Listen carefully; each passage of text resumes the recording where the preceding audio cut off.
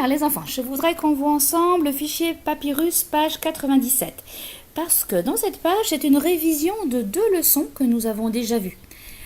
Alors, petite révision d'abord sur le 1 qui se transforme en 1 quand la lettre M est suivie du MBP.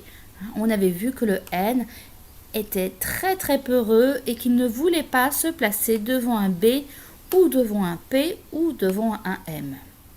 Alors, par exemple, si je vous propose ça, on va lire un timbre. Il grimpe. Et vous voyez, le 1 est fabriqué avec le I et le M parce qu'il y a un B et parce qu'il y a un P. C'est bon pour vous les enfants? Voilà. Alors après, il y a quelquefois des mots un petit peu bizarres, les petits mots qu'on apprend par cœur, comme celui-ci, du thym. Le thym, c'est une plante aromatique très odorante que Enzo a fait pousser notamment dans le jardin. Alors je vous promets les enfants, à la première récréation à l'école, on ira tous sentir le thym, le romarin que Lorenzo nous a planté. Alors ensuite, deuxième leçon, après le 1 qui s'écrit 1 avec devant MBP, je voudrais qu'on révise cette histoire du copain lâcheur.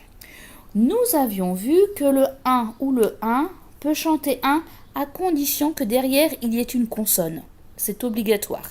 Si jamais c'est une voyelle, quelle qu'elle soit, courageuse ou peureuse, A, E, I, O, U, Y, le N ou le M va chanter avec.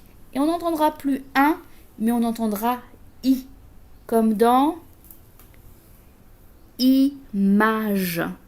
Pourtant le 1 là, on le voit, IM, on pourrait se dire ça fait 1, sauf que derrière c'est un A, ce n'est pas une consonne. Donc le M va chanter avec le A et le I chante I, image.